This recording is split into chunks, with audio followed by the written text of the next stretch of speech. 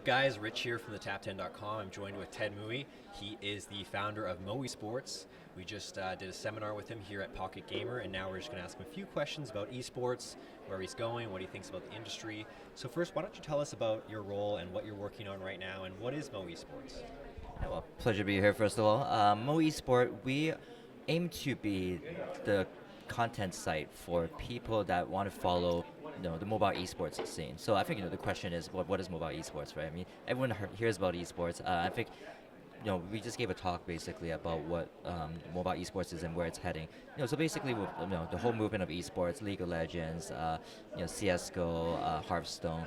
I think there's a lot of potential to emulate the success of esports on mobile. So we've seen this with Vainglory, and I just had a panel with Haney from Vainglory. So basically, we really believe that you can have that same experience of the competitiveness of the viewership tournaments, with just playing games on a mobile device. So right now, currently, Moe Sports covering games such as Vainglory, such as Clash Royale, such as Hearthstone, and as next steps of what we want to do is we also want to support the tournament scene. So right now we're actually working on several both online and live tournaments. So be on the lookout for stuff from Moe Sport on streams such as Twitch and Mobcrush coming up.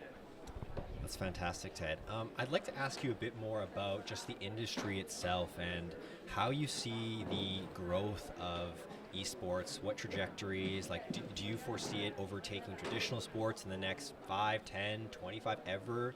Like I myself believe esports is going to take over traditional sports in the amount of viewership just because everyone is going to have access to it, unlike some sports are only in America or only in Europe, and you see kind of that segregation. So what are your thoughts on that?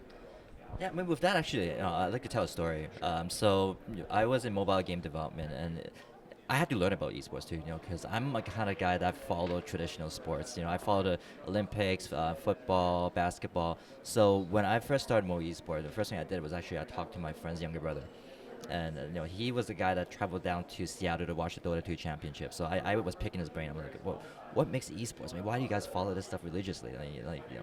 There's so many games out there, and he just like spilled his brains, and I was just like picking facts from him, and it really made me realize that a lot of people, including myself, we look at things from the business side, right? People talk about how big the League of Legends prize is, how big the audience is for the Dota championships, but at the end of the day, it's the heart and the soul of the game and the community.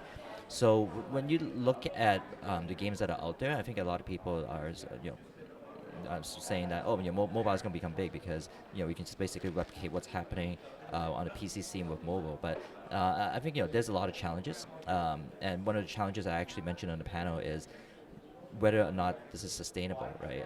Mobile devices. I mean, mobile gaming itself it has only been around for 5-6 years. League of Legends have been around for 10 plus. Street Fighter has been around for much longer than that. So if I was to commit to a mobile esports game now, is this still going to be around 5-10 years down the line? How is that scene going to change? But with that being said, everyone sees the potential. I mean, just like they see the potential of VR, another hot topic here. People have an appetite for competitive gaming. People have the appetite to play games on mobile. So, in that sense, I think it will be big. But there will be challenges ahead. One thing that I've noticed, I mean, I've been following StarCraft since quite a long time, and I've watched the rise and fall of it, and it really kind of brought esports to the scene. Of course, we have Korea, StarCraft 1, but then even StarCraft 2, you saw that Twitch really relied on them before League of Legends, before CSGO, before Hearthstone, of course. But I guess my real question is, you were mentioning hurdles, business side of things. Can we expect that, esports, whether it's mobile or not, can actually overcome some of these hurdles? Because I feel that the monetization, the advertising routes that corporations use in traditional sports aren't available exactly the same way. For instance, if you go to a hockey or a basketball game, you're going to see, the boards, the advertisements. Then they have the TV rights.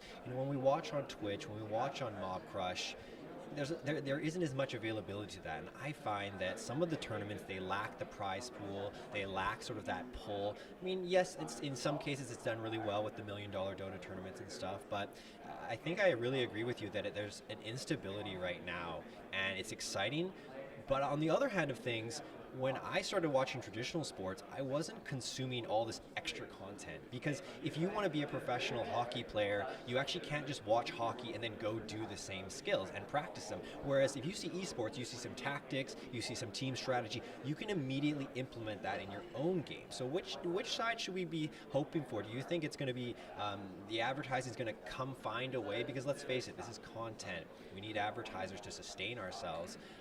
Or do you think that the players, the size of the community, and what you said, the hunger for that sort of content is going to be the one that really pulls through, whether there's advertising or not? And I think this alludes to the ecosystem as well, right? And I mean the thing that's different with sports is the set of rules for basketball has been around for 100 plus years. You can run the league in a slightly different variation. So the comparison with esports is you have your developer, you have the people that run the leagues, you have the people that do the production, you have your teams, you have your content. So I mean, who's going to drive that? And there was a lot of things that you said, so I'm just going to pick and choose some of the things to talk about. But regarding production side, so I know I talked a lot about the trend of higher production value. So I mean, literally, I was just talking to Ryan from Twitch, and it's even from someone from Twitch who they stream like thousands upon thousands of streams every day. They've ran multiple events already, and still it's a learning experience for them. Still, they're trying to find how to perfect that production to have the viewers have a fun, enjoyable viewing experience without technical difficulties. As such, right? I mean, in comparison to let's say watching basketball, right? When you watch the NBA playoffs in the 80s, it's very different than the experience you have now. Now, the commissioner forces you to be on the sidelines so that the coach has to talk to you before the fourth quarter. And I think these things will standardize itself over time. But right now, I mean, esports production is still quite new. I mean, E-League, everyone talks about that, of course. That's the first attempt of mainstream TV broadcasting esports, and to their credit, a lot of people have said great things about E-League. So I think that might be a benchmark standard of what high production tournaments for esports might look like in the future. But who's going to drive that? Who's going to inject that money into the system? I mean, as MoEsport, we plan to do tournaments as well, but I'm not going to be able to afford to have a professional film crew to record tournaments, especially for a mobile game that has 1/10 the size of that of League of Legends. So I mean, it's a challenge, but given limited resources, just like indie films, maybe there might be a possibility to make a fun viewing experience that's different than the high production stuff that's out there. But I mean, yeah, it remains to be seen. But I think having that good viewing experience, along with the fact, like you said, people play these games, they're able to relate to it. Another conversation I just had is how do you make that viewing experience so that as a player, it's relatable to me. So when I'm watching Hearthstone, I see the cards in his hands and I feel like I'm part of it, as well as for the guy that has no idea what these cards are. But it's kind of fun to see the reaction of the guy. So where's the balance in that? Yeah. I mean, that's all great stuff. I mean, I think we could talk esports for a long time. It's such a fast-paced industry. I'll just give you one more question. That's something that I'm really worried about. This is a very competitive space. Any game can be the next esport. Whereas in traditional sports, and I keep comparing it to that because we're talking competitiveness, there's 4 to 6 main sports, and we stick to that sort of. Of course, we see the Olympics with a lot more events, but those go away for 4 years. Do we need to worry that there's too many people competing for esports eyeballs, and that's going to dilute the overall product? We see it a little bit in PC already. So the big news with Heroes of the Storm is Cloud9 pulled out, and they were one of the top teams when it first started. I mean, I actually don't follow the PC esports scene that much. I'm very focused on mobile, but but I read a lot of the news about it, and a lot of people are fearful that so this is a bad sign. A top team pulled out of the product for whatever reason they decided. It could be just because they suddenly suck and they can't compete, or they don't believe the game's longevity. I mean, look at Blizzard's esports strategy right now. Now they have Overwatch, they have Hearthstone, they have Heroes. I mean, you could say that it's different genres of games, but they still compete with similar eyeballs. So we're already seeing that a little bit with PC.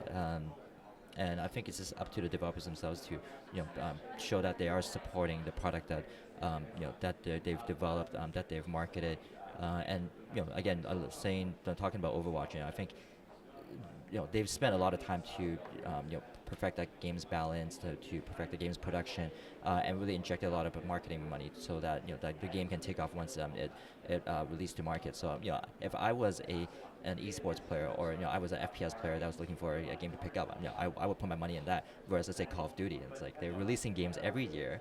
Now they've gone back to the older one to try to make that into the competitive game. It's like I'm confused. Like which one should I follow? And so speaking of mobile, then to the credit of SEMC Vainglory guys, they have one product. They've stuck to it. They built partnerships around it. So that kind of gives me the confidence that no matter how mobile evolves, they will be there. It's just a matter of whether or not they inject enough money into the ecosystem where I feel like I want to commit full time to it. So I think there's a lot of challenges. It's not an easy question to answer. And yeah, I'm definitely, as a content provider, it's also a risk for me to see which games I follow as well. So, but I mean, yeah, the ones I picked right now, Clash Royale, Vainglory, they seem like fun games that people want to know about, and they seem like they'll be around. So those are my two bets. Yeah, I really think that it's up to the developers to commit that if they're getting into the esports space or believe they're creating esport, that they have to provide a lot of commitment, whether that's longer term contracts with production teams, whether it's guaranteed tournament prize pools. It all remains to be seen. Great insights from Ted. Let's just finish up. Where can people find more about what you're working on? Social media sites? What do you got? Yeah, so easiest is moesport.com. So that's our website with all the latest content news from Clash Royale and Vainglory. But we're looking at, like I said, to do bigger things beyond just having a content site. So for the latest on tournaments, do subscribe to our newsletter or follow us on Twitter, also MoEsport or Facebook. Thanks so much, Ted. That was a great interview. We really appreciate your time, and we look forward to see what you got coming up in the future. Thanks a lot.